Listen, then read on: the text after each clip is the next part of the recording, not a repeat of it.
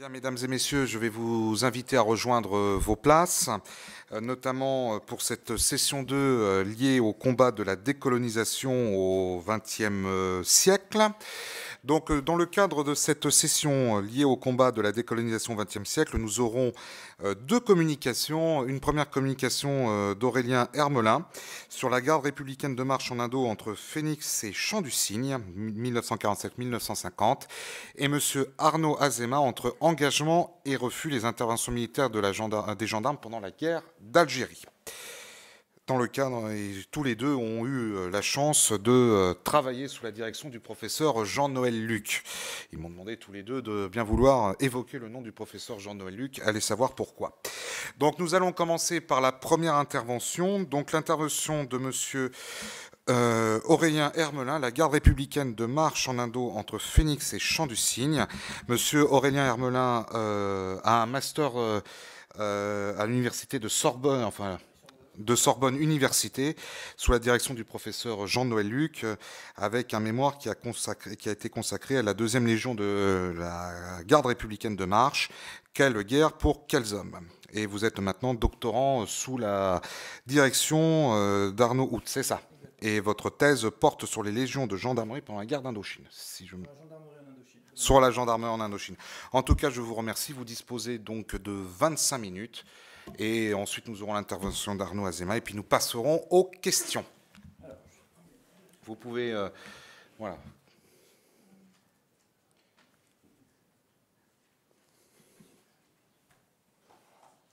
Et puis, si vous souhaitez passer, vous avez ce qu'il faut. Très bien. Alors, monsieur Hermelin, nous vous écoutons. La gendarmerie en Indo entre Phoenix et Champ du Cygne 1947-1950. Tout d'abord, pourquoi le terme Indo? Pourquoi ne pas avoir écrit Indochine? Tout simplement parce que l'Indo est le terme familier, non seulement désigner un espace, la colonie indochinoise, mais aussi surtout parce que l'Indo, c'est la guerre d'Indochine. C'est le synonyme de cette guerre, mais aussi celui du mal jaune. C'est la translittération du néo-romantisme post-Deuxième Guerre mondiale qui frappe l'armée et une partie de la société française à la sortie de l'humiliation 1940 et à l'entrée de ce qu'on pourrait appeler à gros traits la guerre froide. La gendarmerie, par le biais des LGRM, va vivre cette expérience Indo et en être partie prenante. 1947-1950, c'est parce que c'est la première partie de la guerre, celle menée par la France dans une relative solitude. Solitude en tant que puissance coloniale, mais aussi la solitude d'une puissance qui se reconstruit difficilement au sortir de la Deuxième Guerre mondiale. C'est aussi l'expérience de l'abandon, voire de l'hostilité d'une part de la société. Au mieux, un soutien discret, le plus souvent l'indifférence et parfois l'hostilité franche. Cette guerre oubliée, abandonnée, c'est celle qui forge le creuset de cette mémoire indo, de ce mal jaune. Enfin, je fais appel à la figure mythologique et celle littéraire, le Champ du Cygne et le Phénix. Le Champ du Cygne parce que la gendarmerie va mettre sur pied un corps de bataille... Le Phénix parce que la gendarmerie va pouvoir mettre un corps de bataille sur pied, 3000 hommes, qu'elle va envoyer au loin. Elle va retrouver son identité militaire. C'est un premier corps de bataille depuis bien longtemps, 1870. Renaissance aussi, parce que la gendarmerie est appelée en tant qu'arme à fonctionner et officier, non pas simplement comme une force de police ou prévôtale, mais bien comme une force militaire avec une expérience ouvrant un champ des possibles bien particulier. Mais c'est également le Champ du Cygne, parce que c'est la dernière fois que la gendarmerie pourra armer et expédier 3000 hommes sur un TOE en prélevant sur les forces métropolitaines. Champ du Cygne aussi, parce que cette possibilité et cette identité militaire particulière est largement remise en cause par les gendarmes eux-mêmes. Refus au départ, démission et sur place les diverses punitions qui témoignent de ce refus de servir comme militaire sur un théâtre des opérations extérieures. Enfin et plus largement, parce que faire l'Indo et vivre à l'aventure coloniale n'est pas du goût de nombreux gendarmes, comme nous allons l'évoquer. Tout d'abord, on va voir quelques éléments de cadre temporel et géographique. Les repères chronologiques, une date à retenir, le 9 mars 1945, coup de force japonais. Décapitation des forces militaires, administratives et civiles françaises en Indochine. Les gendarmes sont au pire exécutés, au mieux internés avec les civils. L'armée est repoussée en Chine ou aussi internée. Déclaration d'indépendance le 2 septembre 1945 par le Viet Minh qui proclame l'indépendance de l'État du Vietnam, de la République populaire du Vietnam. Entre ces dates et jusqu'à la mi de l'année 46, aucune présence française. La présence française revient timidement en fin d'année 45 et plus largement en 46 avec le groupement Massu. Et une réimplantation française qui suit la Cochinchine, Annam, Tonkin, Cambodge, Laos aussi, sur une longue progression, avec une cohabitation avec le nouvel État, jusqu'au 19 décembre 1946, le coup de force d'Hanoï. Les troupes chinoises, c'est un autre élément. Il y a le débarquement d'Hanoï, mais les troupes chinoises vont être écartées. Tout le monde va être d'accord pour le fait de les écarter, tant les Français que les Vietnamiens. Donc, après ces quelques éléments, avant de faire cela, les cartes du territoire. Vous pouvez voir en jaune les implantations de la première LGRM, en vert celle de la deuxième, et en bleu la troisième. On note notamment que la première est concentrée en Cochinchine, là où les autres sont complètement éclatés sur le territoire. À mettre en perspective, avec la présence Viet Minh en 1950, c'est une carte tirée du rapport Elie, où on voit que les zones de présence de la gendarmerie sont des zones de combat en surface, où le Viet Minh est soit écarté, soit moins présent. Enfin, l'écartement du Viet Minh est aussi à remettre en question. Après ces quelques éléments de contexte, nous allons passer dans un premier temps à l'examen des modalités du déploiement des LGRM en Indochine. D'ailleurs, la création des LGRM est prévue dès le début de décembre 1946, d'abord avec des ordres téléphonés pour la première légion prélevée sur les légions d'occupation en Allemagne. Avec le coup de force de la mi-décembre 1946, cette création devient une urgence. La mi-décembre, les arrêtés sont publiés et les décrets aussi. Les 3 légions vont être regroupées entre mi-janvier et début février, avec un débarquement le 11 janvier pour le premier échelon de la première légion, le 10 mars pour la deuxième légion et du 15 au 28 mars pour la troisième légion. Les LGRM sont fournis sur la base du volontariat et de la désignation. Malheureusement, pour ce qui est du volontariat, il est très faible. Au mieux 10% à la première, au pire 1,4% à la troisième. Face à l'absence de succès du volontariat, on recourt à la désignation d'office. Sont avant tout désignés les jeunes, les célibataires et les cas problématiques dont certains commandants aimeraient bien se séparer. Au tableau, une référence au problème de formation militaire. Entre 1940 et 1945, comme certains d'entre vous le savent, il n'y a plus de service militaire en France. Entre 40 et 42, au mieux les chantiers de jeunesse. Or, la plupart des gendarmes, des gardes, ont moins de 26 ans. Une personne de moins de 26 ans en 1947 en a 18 en 1940, et ainsi de suite. Donc pas de formation militaire ou très peu. Entre 25% et 17% des effectifs ont déjà fait campagne dans les légions. Enfin, le tour de service dure 2 ans. Et en plus, on a les cas problématiques. Les cas problématiques, premier exemple, le cas Aubert. Je cite la note 29 R4 du premier EFV. « J'ai l'honneur de vous en renvoyer le garde Aubert, qui figure sur les contrôles de la compagnie de marche. Ce garde sort de l'infirmerie de Natang, où il a été traité pendant 3 mois pour une vieille vérole. Pour vous éclairer sur les antécédents de ce déchet, je vous envoie en communication son carnet de notes. Intellectuellement, c'est un fruit sec. Au physique, une ruine. Au moral, un dégénéré.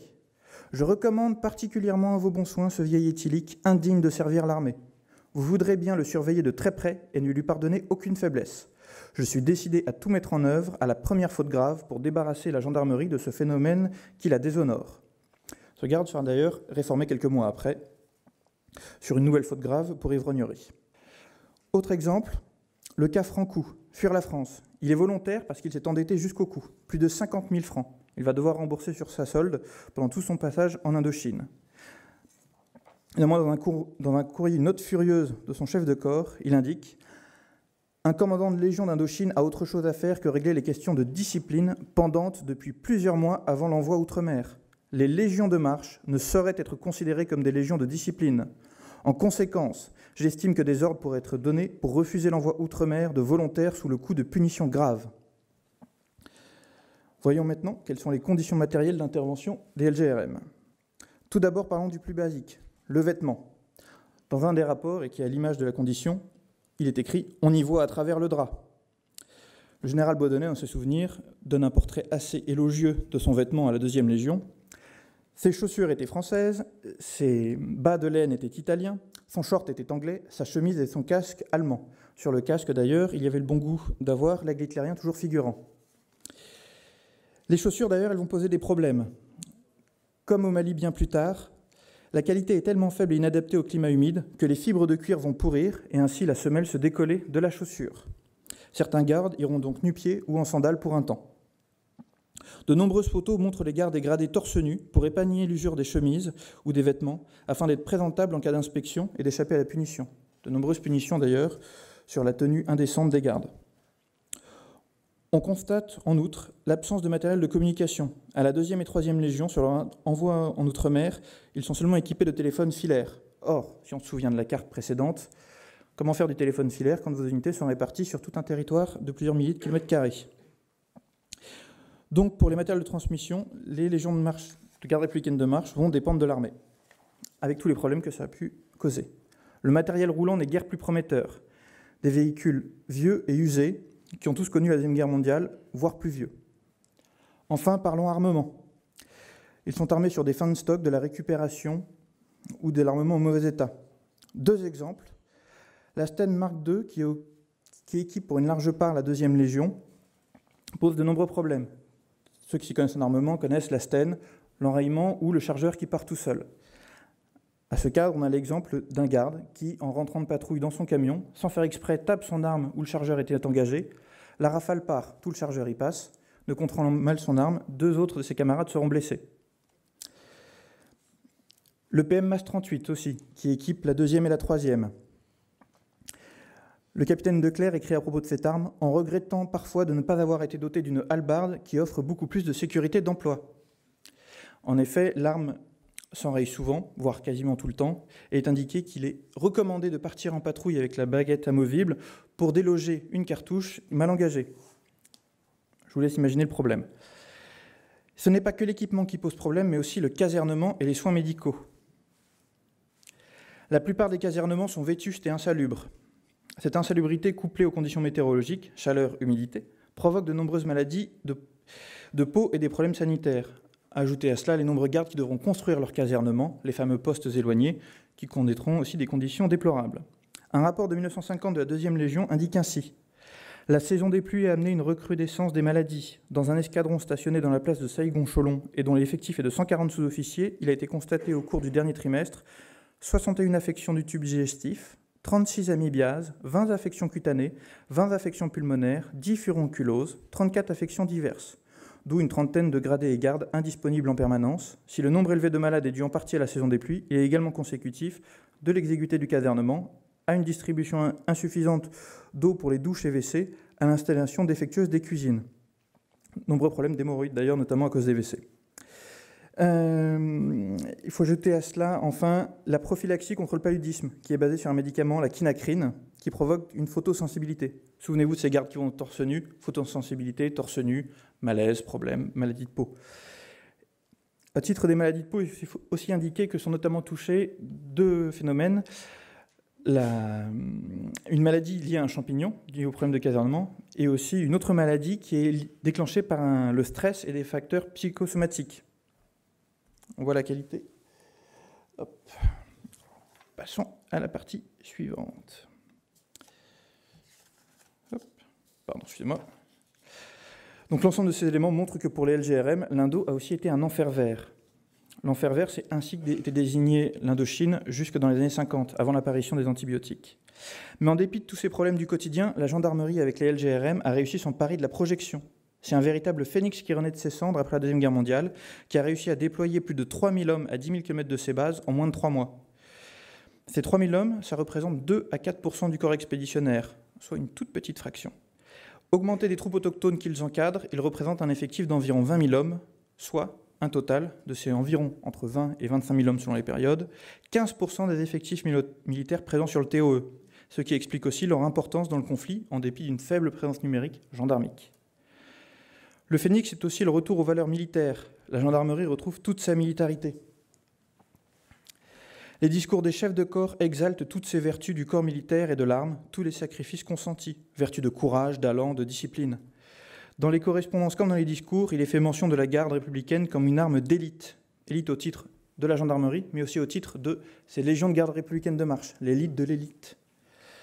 Il est bien attendu par la hiérarchie que les gardes dégradés aient un comportement à la hauteur de cette réputation.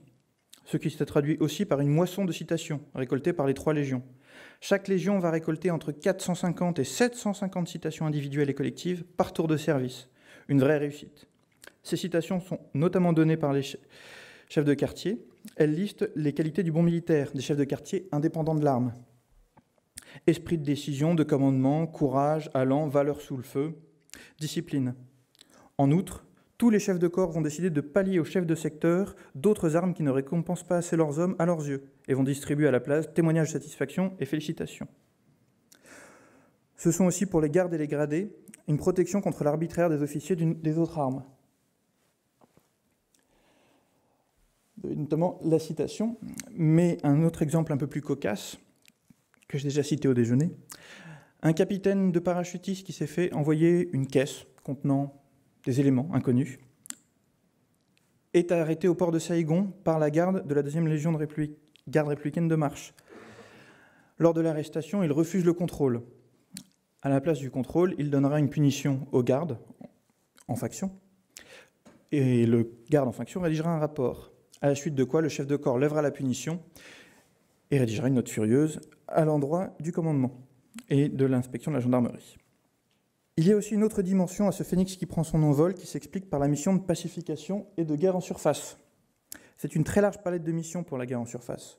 Ils sont certes grenadiers voltigeurs, soldats, mais ils sont aussi pompiers, policiers, douaniers, maçons, instituteurs, officiers d'état civil, ingénieurs des ponts et chaussées, etc., etc. Cela implique de tous les officiers, gradés et gardes, qu'ils assument des responsabilités qui sont bien au-delà de celles qui sont habituellement les leurs, en raison notamment de l'éloignement de l'autorité hiérarchique. Ainsi, les gardes occupent des fonctions de maréchaux des logis-chefs. Les maréchaux des logis et maréchaux des logis-chefs, celles d'adjudants, adjudants-chefs auprès des autochtones. Les lieutenants doivent compenser l'absence d'officiers et donc deviennent capitaines, voire chefs d'escadron dans certains cas exceptionnels. Les capitaines, celles de chefs d'escadron. Et les chefs d'escadron, dans certains cas, celles de chefs de corps.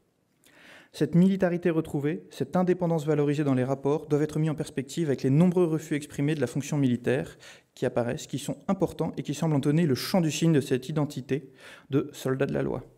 Tout d'abord, de très nombreux gardes et gradés officiers refuseront le départ en Indo, purement et simplement. Certains démissionneront. Certains, à la suite de la démission, réintégreront la gendarmerie, mais seront expédiés en Indochine. Il n'y a pas d'échappatoire. D'autres trouvent un emploi qui leur permet de ne pas partir. Et ça touche aussi le corps des officiers, à tel point que dans un rapport de 1950, un rapport moral, un chef de corps indiquera « ceux qui placent leurs pantoufles avant leurs devoirs ». Une fois arrivé, le constat des refus de servir continue. De nombreux gardes et gradés refuseront de prêter serment sur le territoire alors qu'ils en avaient le droit pour rentrer dans l'arme de manière pérenne, et tenter ainsi de sortir de la gendarmerie, quitter l'Indochine. D'autres démissionneront, donneront leur démission purement et simplement sur place pour tenter d'être rapatriés en France. La hiérarchie répond à cela de manière intraitable, en autorisant à ne pas prêter serment, en autorisant à démissionner, mais en contraignant à finir le tour de service. Pas de rapatriement pour démission ou refus de prêter service. Enfin, dernier point là-dessus, on cherche des postes loin du combat, en prévôté, en escadron en rang, en emploi de bureau, ou au Laos, un territoire peu touché par les combats, mais fortement touché par la malaria, la dengue ou d'autres maladies tropicales. Ces postes sont d'ailleurs plutôt réservés aux cas de défiants physiquement mais aptes intellectuellement, ou bien à des personnels mariés avant tout. Déficient physiquement mais aptes intellectuellement, ça pose le problème du screening. Le screening a été fait dans la rapidité, mal fait. Et donc de nombreux gardes et gradés, notamment des gradés un peu plus âgés qui ont été touchés par des problèmes pulmonaires, on pense notamment à la tuberculose, ont une déficience physique en Indochine et donc requièrent d'être dans un emploi de bureau. On avait évoqué au tout début le manque de formation militaire, on constate aussi la difficulté de faire accepter la dure réalité du métier des armes et ses sévères obligations à des jeunes gens qui n'ont pas eu de formation militaire préalable. Ainsi, à chaque arrivée d'un tour de service, de très nombreuses punitions sont données aux jeunes gardes et gradés pour le mauvais entretien des armes, le sommeil en faction, ou tout simplement la mauvaise conduite en opération suite à des erreurs diverses. Erreurs d'inattention. Ainsi, un garde va être puni parce qu'il a joué avec son arme sauf qu'il avait oublié qu'une balle était engagée dans le canon et va blesser l'un de ses camarades. L'Indo, c'est aussi le refus d'aller mourir au loin. Certains vont se faire porter pâle plus que de raison. Ainsi, la citation « Rapatrié sanitaire, pourquoi faire ? La solde est intéressante en Indochine ». Elle est tirée d'un rapport de punition d'un soldat qui, tentative d'esquive, est abonné à l'infirmerie, mais qui veut rester pour la solde. Dans un autre rapport d'enquête, sur le garde battu, sur une punition, on peut lire les constatations suivantes. Sur une observation de l'adjudant d'escadron invitant le garde battu à accomplir la corvée prescrite, celui-ci répondit « Vous avez de drôles de principes pour appliquer la discipline dans la garde ». Le 27 juillet, au cours d'une sortie du poste pour effectuer une reconnaissance motivée par des coups de feu, le garde battu se fit remarquer par ses critiques de mauvais ton formulées contre ses chefs et l'arme en particulier. Au cours de la patrouille, il a déclaré qu'il se considérait comme déporté, que les désignations pour l'Indochine étaient arbitraires, qu'il avait demandé son admission dans la gendarmerie pour être fonctionnaire et non militaire.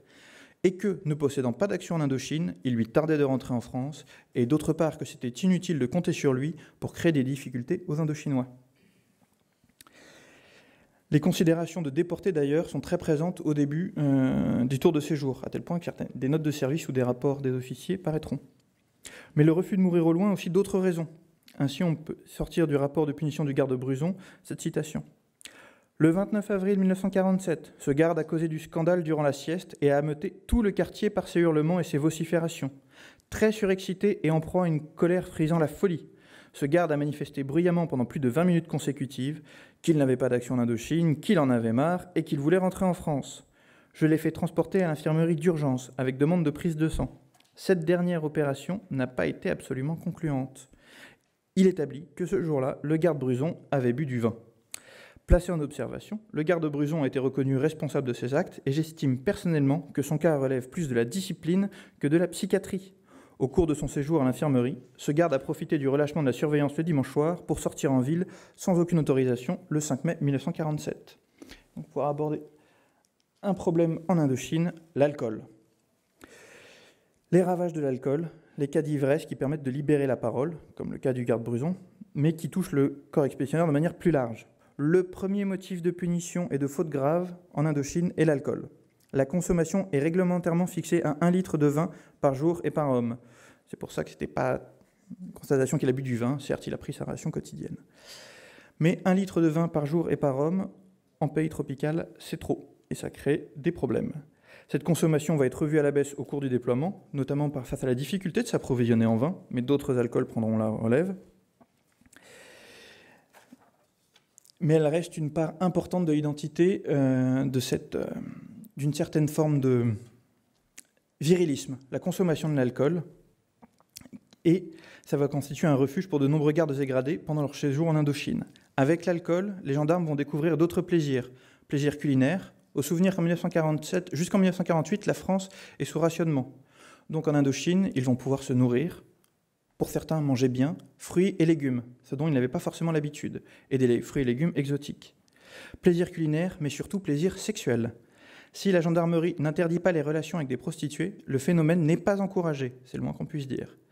Les éléments de prophylaxie, préservatifs, ne sont pas distribués gratuitement, mais achetés individuellement. Toutefois, le fait d'être rendu indisponible au service à la suite d'une MST est puni.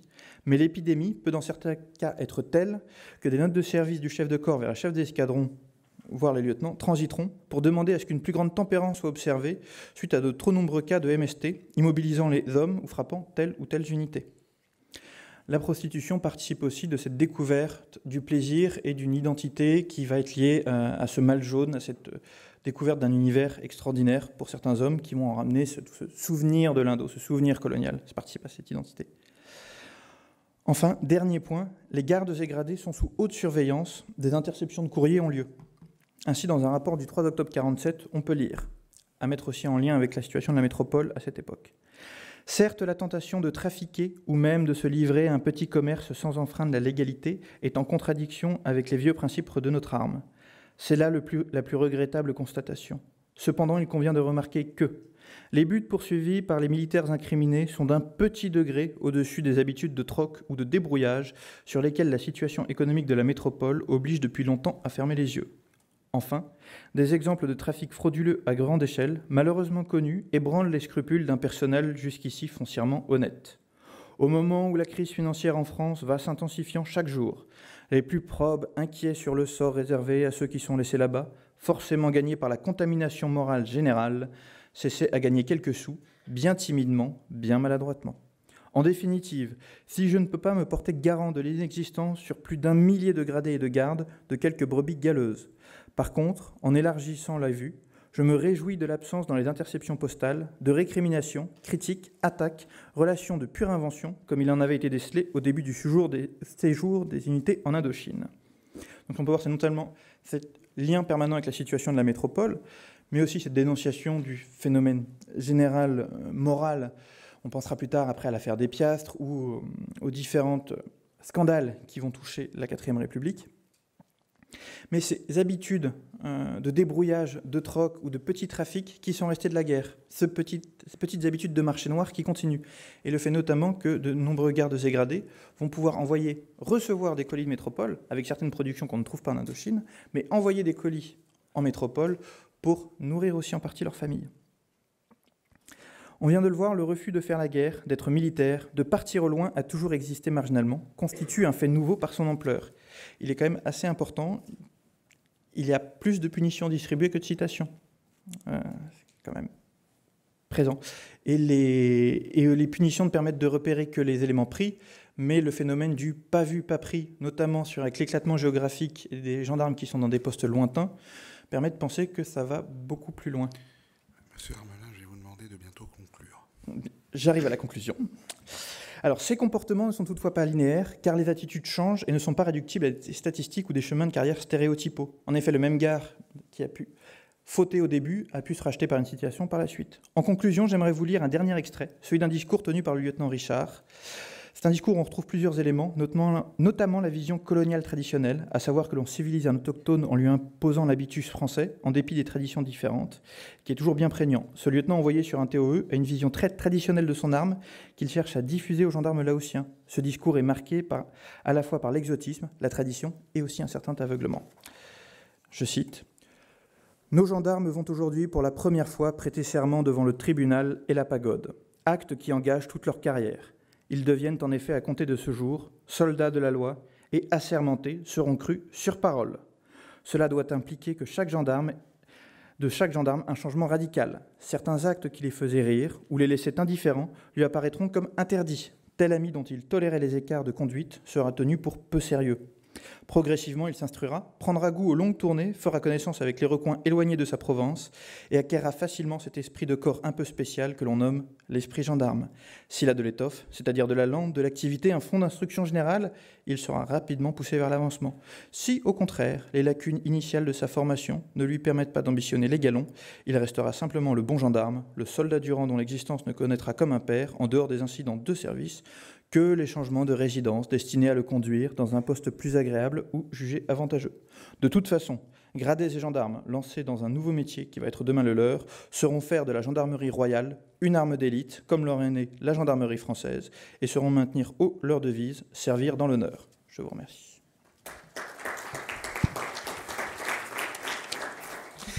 Merci beaucoup, Monsieur Hermelin. Je vais céder la parole à Monsieur Arnaud Azéma, qui a un master d'histoire de Sorbonne Université qu'il a fait sous la direction de Monsieur le professeur Jean-Noël Luc, qui portait sur la gendarmerie mobile au milieu du XXe siècle, l'histoire méconnue de militaires polyvalents et ductiles.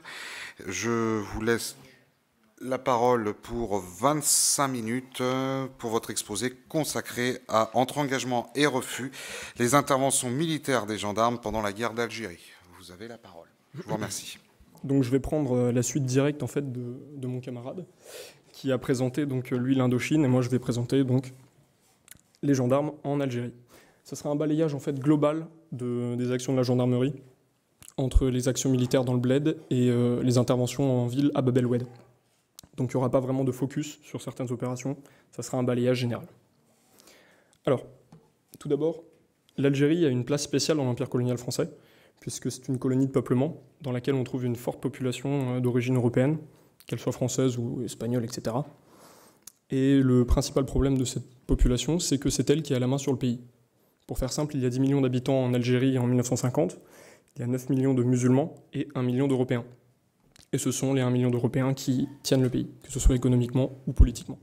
Donc c'est la source principale que nous identifions pour le déclenchement de l'insurrection. L'insurrection ne se déclenche pas au hasard, elle se déclenche en 1954 dans un contexte particulier. À l'époque, la France vient justement de perdre le conflit indo-chinois d'une manière assez humiliante, notamment pour l'armée, ce qui va d'ailleurs marquer un fait très important dans la suite de la guerre d'Algérie. Et c'est aussi, cette défaite en Indochine marque un élan dans les conflits de décolonisation. Seulement, comparaison n'est pas raison, et l'Algérie n'est pas l'Indochine. L'Algérie est proche géographiquement et administrativement de la France. Une des meilleures preuves de cette proximité administrative, c'est la présence d'une gendarmerie organique.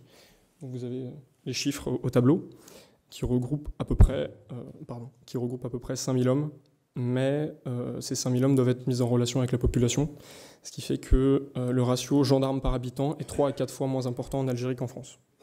Et autre fait important, c'est que puisqu'il y a 9 millions de musulmans dans le pays, tous ne parlent pas français, et les contacts entre les gendarmes départementaux et les populations musulmanes sont parfois difficiles.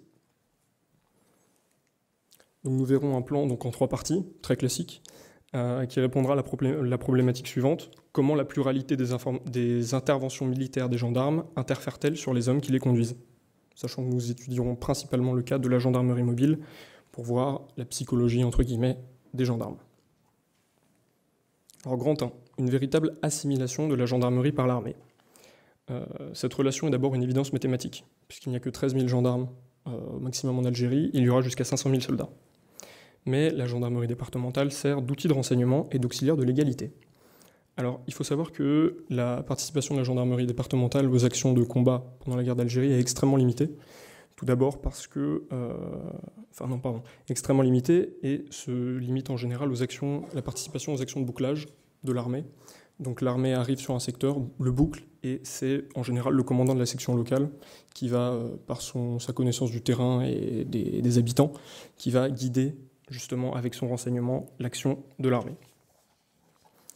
Cette expertise de terrain et aussi le légalisme, enfin la légalité prononcée des gendarmes pousse l'administration à mettre en place des détachements opérationnels de protection, les DOP, qui en fait sont mis en place pour légaliser, mettre un petit peu de légalité dans les interventions de l'armée, qui a tendance à tout le monde, c'est largement connu aujourd'hui, à faire usage notamment de la torture dans certains procédés d'interpellation et surtout d'interrogatoire.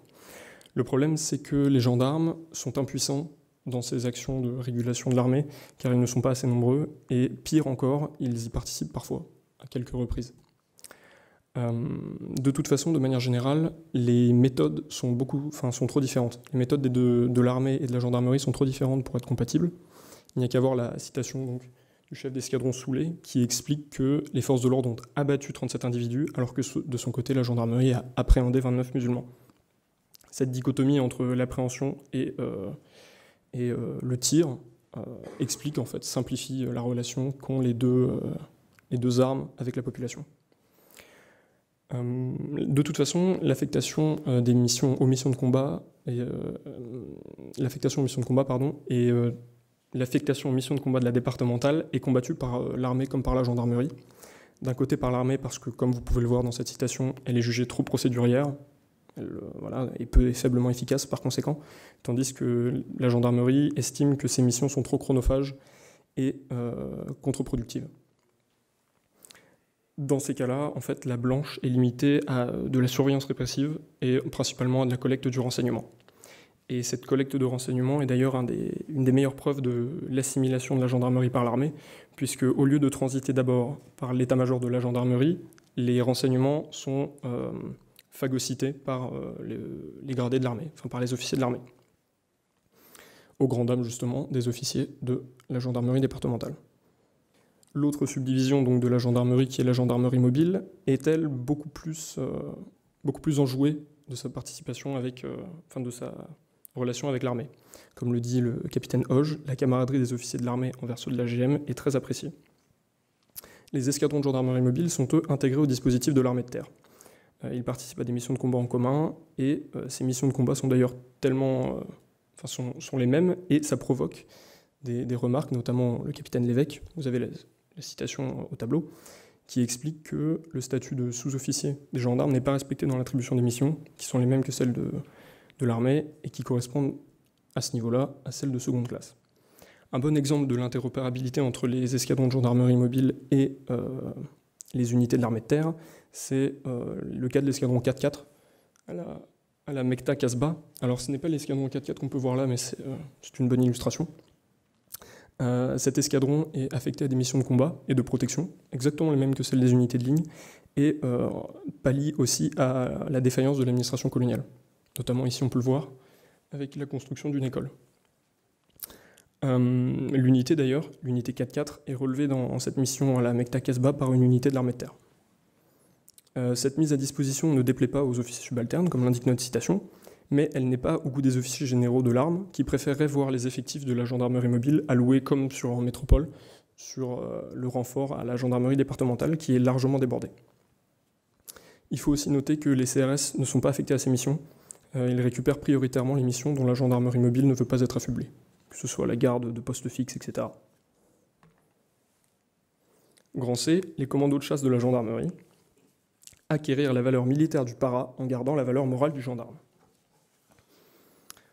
Ces unités attestent d'une véritable fusion entre l'armée et la gendarmerie, et principalement la gendarmerie mobile, elles opèrent entre 1959 et 1962 sur le modèle des commandos de chasse de l'armée.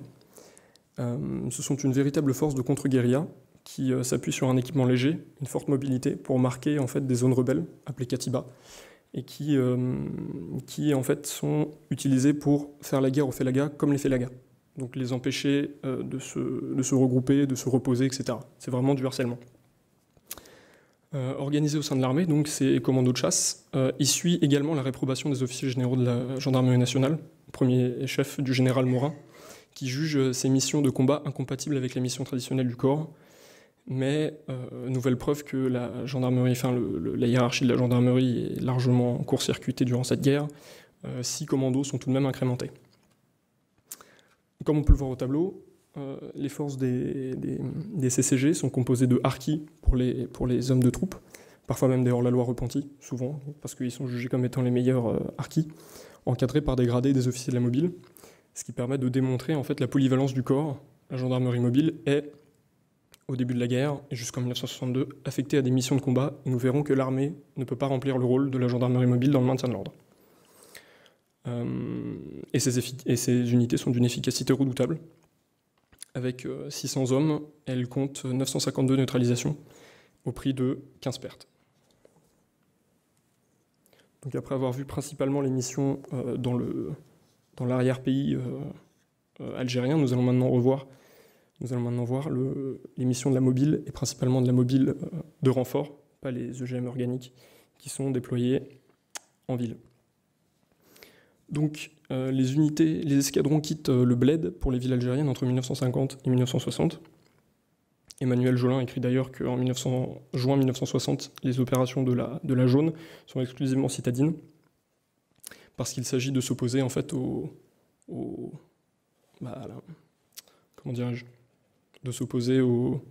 protestations de plus en plus vives des populations européennes vis-à-vis du revirement du général de Gaulle sur les questions algériennes, qui passe d'un statut d'assimilation à un statut d'autodétermination.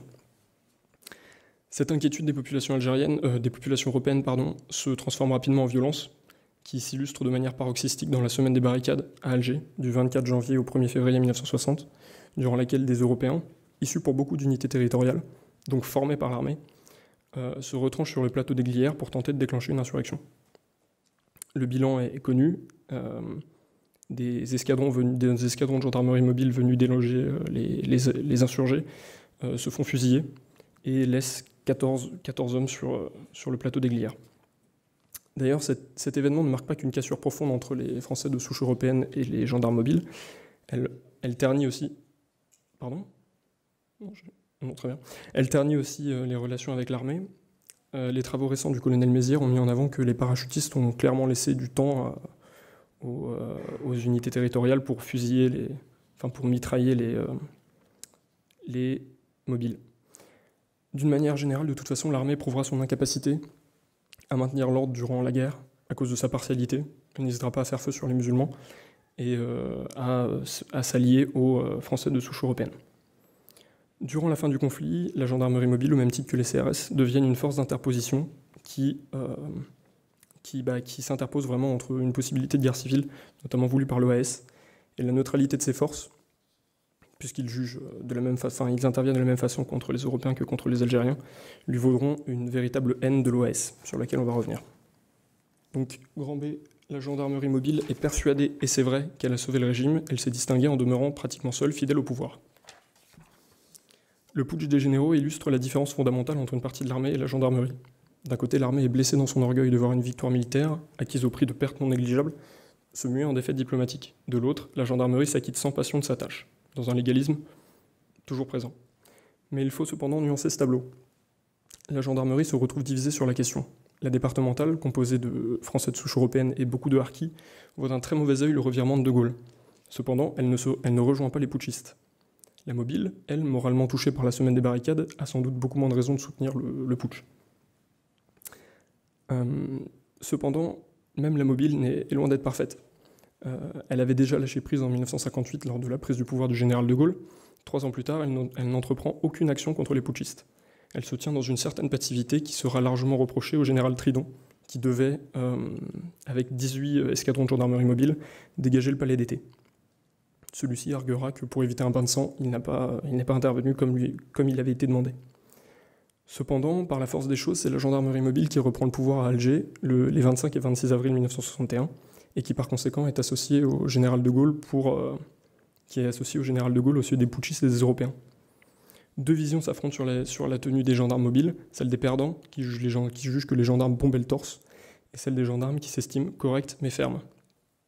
S'il est difficile de faire la part des choses, on peut affirmer que la conduite de la guerre oblige une certaine modération chez les gendarmes. Faire face à un nouvel ennemi, l'organisation armée secrète. Face à l'émergence de l'OAS tenue par des anciens putschistes, la gendarmerie départementale et la mobile réagissent différemment. La départementale, comme on l'a vu, se trouve face à un dilemme terrible, puisque plus de 50% de ses membres sont issus de souche européenne.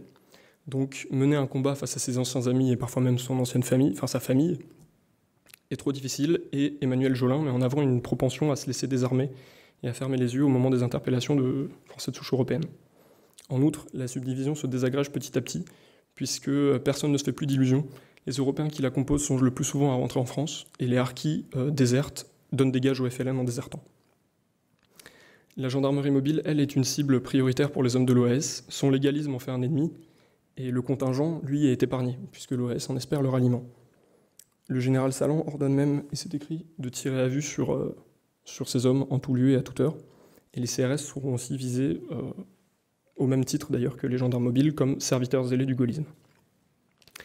C'est là que les escadrons de gendarmerie mobile de renfort, les organiques ne servent plus vraiment, s'engagent dans une véritable guerre, une guerre urbaine, contre les Français de souche européenne, que les affrontements de Bab el-Oued, le 23 mars 1962, mettent en lumière.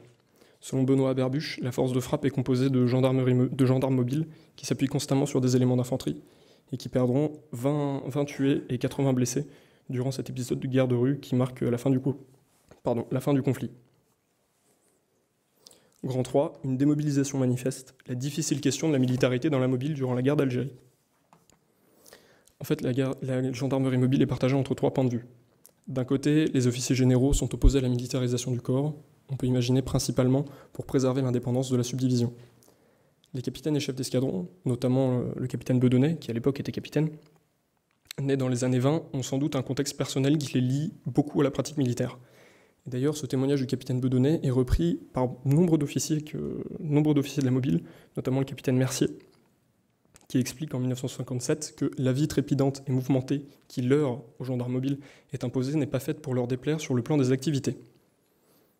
Cette phrase est bien jolie, mais les chiffres donnent tort en fait à ces propos, puisque comme on peut le voir sur le tableau affiché, il y a une véritable fuite des gendarmes mobiles à cette période-là, de tous les escadrons de n'importe quelle région, n'importe quelle légion.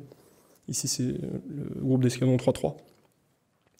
Mais on peut constater un coefficient multiplicateur de 3, en fait, entre les départs en période normale et les départs pendant la guerre d'Algérie. Pour résumer, on peut prendre la phrase du capitaine Jarrier, qui explique, commandant de l'escadron 9-3 de Mayenne, qui explique en 1962 que les éléments les plus capables vont en départemental. Seul l'encadrement est stable parce qu'il ne peut pas faire autrement. Si l'on donne trop de facilité pour quitter la gendarmerie mobile, il est à craindre que cet encadrement solide disparaisse à son tour. Même le capitaine Mercier, qui avait dit que la vie mouvementée plaisait à ses hommes, est obligé de changer de ton 2 ans plus tard, parce qu'il avait dit ça en 1957 et en 1959, il change de ton. Dans la veine des travaux d'Aurélien Hermelin, on peut dire que la dichotomie entre les fonctionnaires et les militaires peut s'appliquer ici, puisqu'il y a plusieurs raisons pour que les mobiles rejettent de plus en plus la militarité qui est partie intégrante de leur métier. Tout d'abord, l'ampleur des pertes. Emmanuel Jolin les évalue à autour de 200 tués et 900 blessés pour la gendarmerie mobile. qui sont des chiffres d'une ampleur suffisante pour toucher chaque escadron. Et en outre, une foule de remarques après la guerre laisse entendre que le métier du moblo n'est pas celui de faire la guerre. Le chef d'escadron Bernardo, commandant justement le groupe d'escadron 3-3 de Nantes, écrit en 1962, en novembre, que les hommes qui, je cite, disent regretter la vie militaire, l'exaltation des combats et l'âme du chef sonnent faux. En gros, leurs remarques sonnent faux. D'autres remarques moins frontales, mais tout aussi claires, sont notamment prononcées par le capitaine Gadet, enfin écrites par le capitaine Gadet, en novembre 62 toujours, qui explique qu'actuellement, chacun retrouve avec plaisir la vie normale du gendarme mobile. Sous-entendu que, clairement, pendant la guerre, l'activité n'était pas associée à la vie normale du gendarme mobile. Mais ce sentiment, d'ailleurs, ce rejet de plus en plus grand de la militarité, peut trouver des explications. Il vous reste à peu près 5 minutes. C'est parfait. Peut s'expliquer en rapport avec un sentiment de discrimination fort, et à tous les points de vue. D'abord, comme le dit le chef d'escadron Le Hay en 1959, c'est sans doute une preuve de confiance de leur faire entretenir du matériel usé et périmé, mais quand même. Les gendarmes, en fait, n'ont pas de matériel militaire adapté en propre. Ils vivent sur les surplus de l'armée et sur les dotations, justement, de l'armée. Niveau équipement, d'ailleurs, nombre d'officiers se plaignent, vous avez pu le voir sur certaines illustrations, que les unités de gendarmerie mobile sont toujours dotées du casque Adrian dans les opérations de maintien de l'ordre, un casque qui est très largement inadapté. Ensuite, les vexations ne sont pas simplement au niveau du matériel, elles sont aussi au niveau des primes de risque. Ce qui est tout de même bizarre selon certains officiers, je ne reprends pas la citation puisqu'elle est au tableau, mais beaucoup d'officiers constatent que, même s'ils ont les mêmes missions, comme nous avons pu le voir, ils ne touchent pas les mêmes primes que les militaires.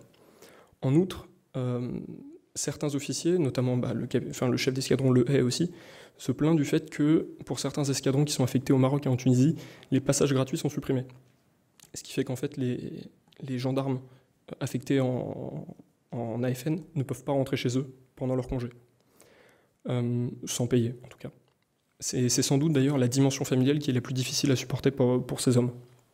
Contrairement aux militaires du contingent, au risque du métier s'ajoute la séparation, puisqu'il y a à peu près 75% de mariés dans la gendarmerie mobile à cette époque. Cette séparation prend des proportions très importantes, comme l'explique le capitaine Delors, je ne répète pas sa citation. D'autres officiers, en plus du capitaine Delors, comme le capitaine Hoge, mettent en avant les faiblesses des hommes et les justifient par leur vie familiale absente. Le capitaine Hoge explique qu'il y a de véritables crises de dépression nerveuse dans les familles, notamment pour les femmes, et des pertes de repères pour les enfants. Donc, c'est un climat que l'on peut comprendre assez difficile.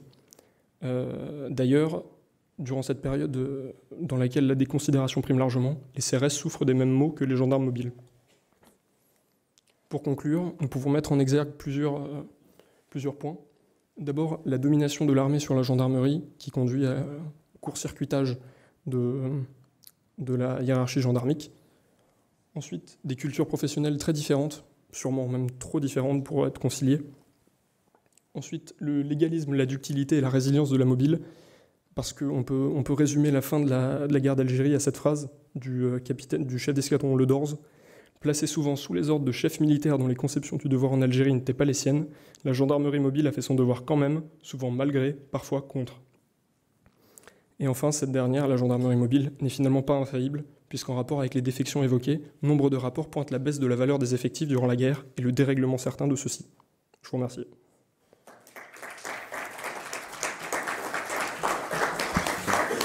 Merci beaucoup, Monsieur Azéma, pour votre intervention. Nous allons passer à la phase des questions-réponses. Je vous préviens tout de suite que nous sommes contraints par le temps. Donc, vu l'horaire, je pense que nous pouvons prendre 2 questions.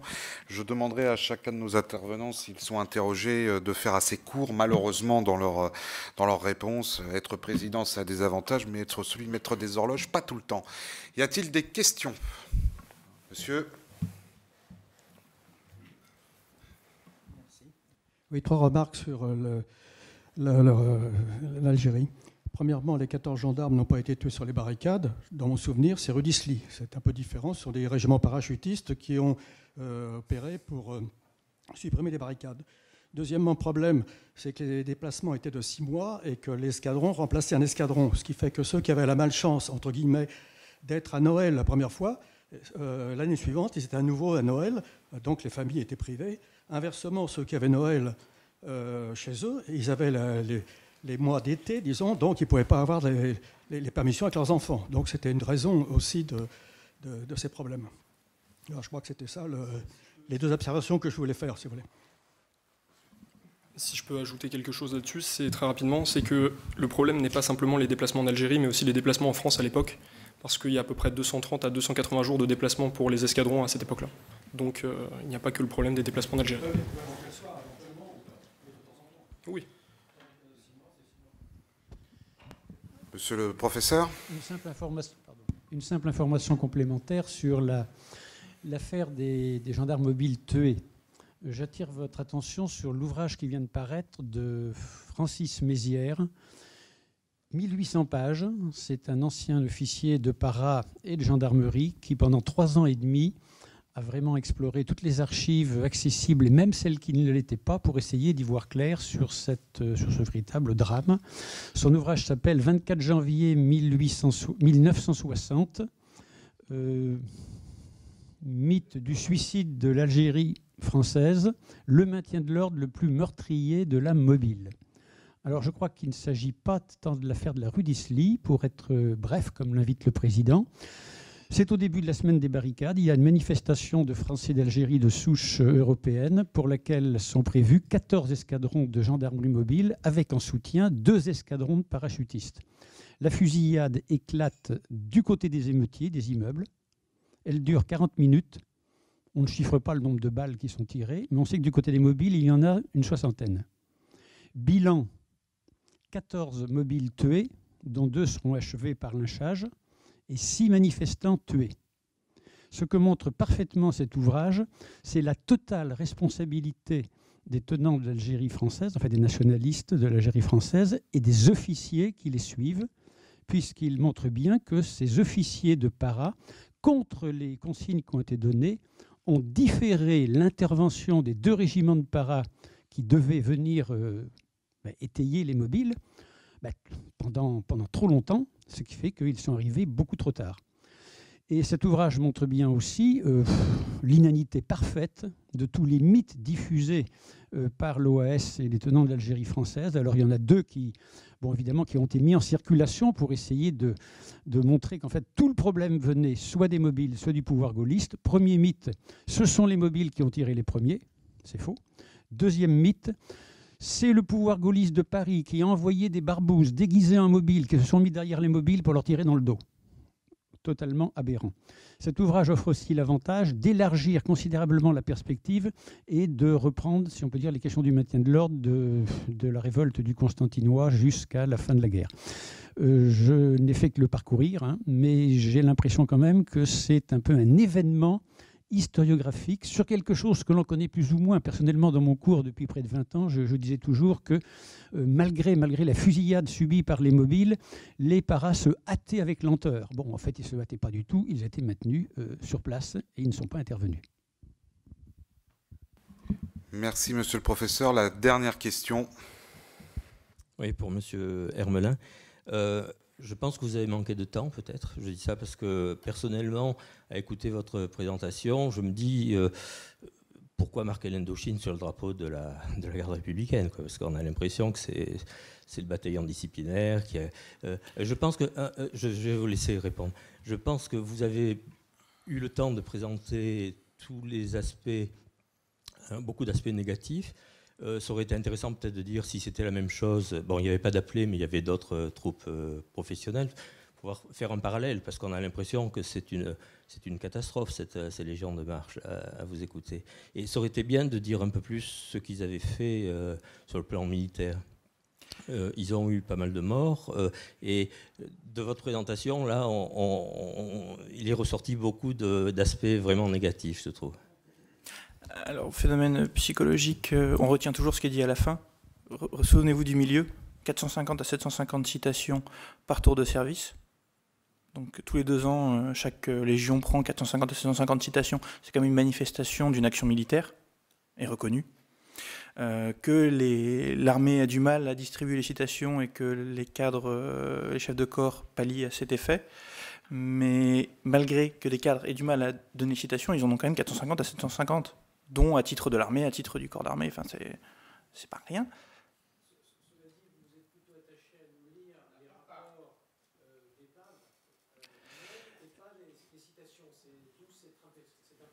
Parce que si je me mets à lire les citations, enfin, il y a de la matière. Les rapports d'épave, c'était juste pour illustrer. C'est pas des cas uniques. C'est pour vous dire le ressenti. Oui, mais ce ne sont. Le temps. Le problème. Laissez-moi 2 heures et je vous fais un cours sur la gendarmerie en Indo sur les premières années et je pourrais vous parler de toutes les choses bonnes qui ont été faites, mais je ne suis pas là pour faire une mission géographique. On était loin de la géographie. Mais c'est pour ça aussi le chant du cygne, il est là. Mais le Phénix, oui, ils ont eu des réussites. Mais ils ont eu aussi le même problème que dans le Phénix qui renaît de ses cendres. Un tour de 2 ans, ça veut dire qu'un gendarme qui connaît enfin son territoire, qui connaît enfin sa mission, parce qu'il n'a pas été, il se forme sur le tas, il a fini ses 2 ans, il part. C'est le même phénomène que les Américains et leurs 365 jours de tour d'opération. Donc, autant les citations récompensent la bonne tenue des hommes, autant, et ce que j'ai dit aussi, le même homme qui peut être puni ou qui peut avoir un comportement inadéquat, pour le dire le plus léger, peut avoir aussi une citation. C'est pas linéaire. S'il y a une chose à retenir, c'est que ce n'est pas linéaire dans les comportements, ce n'est pas linéaire dans les attitudes, et il y a des révélations. Il y a des révélations, il y a des gendarmes qui vont demander à changer d'arme, à rester dans l'armée pour rembrancher sur 1 an, 2 ans de plus. Donc il y a de tout. Oui, vous avez effectivement abordé, comme vous le soulignez, c'est le retour aux valeurs militaires de la gendarmerie à ce moment-là. Mais moi, je comprends la réaction, l'autre réaction qui a été soulignée, et d'autant que pendant cette guerre d'Indochine, ce qui est aussi frappant, c'est la considération que la gendarmerie va obtenir auprès de troupes professionnelles comme la Légion étrangère. Et on sera loin de... Heureusement qu'il y aura eu cette considération, parce que ce qui suivra en Algérie sera plus compliqué. Voilà. Mais la considération aussi n'est pas linéaire, encore une fois, parce que si dans certains secteurs, je pense notamment à la 3e, en Tonkin, il peut y avoir de la considération, vous allez avoir des mêmes unités qui, au sud, vont n'en avoir absolument aucune. Bien au contraire. Et ça va être les vexations, les punitions, qui sont les chefs de quartier, même de la Légion étrangère, ne devraient pas donner, mais donnent quand même. Enfin, c'est vraiment... Et j'ai pas fini d'étudier le sujet, donc c'est vous dire, et je suis aussi après victime de mes archives. C'est-à-dire que mes archives, c'est des officiers qui se plaignent énormément des conditions matérielles, et donc même malgré moi, je pense parfois je peux noircir le trait parce que je suis aussi la victime des archives que je dépouille. Aussi à prendre en compte, mais à culpa, mais voilà. Bien. Merci Monsieur Hermelin, mais bon, on fera un colloque en 2020 consacré à la gendarmerie et l'Indochine. Vous aurez 2 heures pour largement nous détailler Mon capitaine, juste, je me permets d'intervenir 2 secondes juste pour signaler à votre attention, pour ceux qui sont intéressés, dans la revue historique des armées, un des derniers numéros qui sont sortis, figure un reportage, un témoignage très intéressant d'un gendarme qui était envoyé en Indochine après la guerre et qui relate de manière détaillée les conditions dans lesquelles ça s'est fait, les difficultés matérielles auxquelles ils étaient confrontés. Pour ne citer qu'un exemple, il explique que ils ont très peu d'instructions avant sur la nature des missions qu'ils vont avoir et le pays dans lequel ils sont envoyés, que le matériel qu'ils ont reçu est un matériel de briques et de broc, et il cite en exemple le fait qu'on leur donne notamment des casques coloniaux issus des stocks de l'armée allemande qui étaient restés là, et en citant que c'est n'importe quoi parce que les ouvriers d'État qui leur donnent les casques n'ont même pas pris le soin d'enlever les insignes à croix gammée qui figuraient encore sur les casques. Voilà, et qui explique que c'était compliqué et qu'il n'était pas volontaire pour partir, mais qu'il est parti quand même. Voilà, j'attire votre attention parce que c'est un article qui est très intéressant parce que c'est du vécu et c'est vrai que c'est une autre image de cette intervention de la gendarmerie en Indochine. Merci mon colonel. Merci messieurs pour vos interventions respectives dans le cadre de cette session 2 consacrée au combat de la décolonisation au XXe siècle. Merci beaucoup.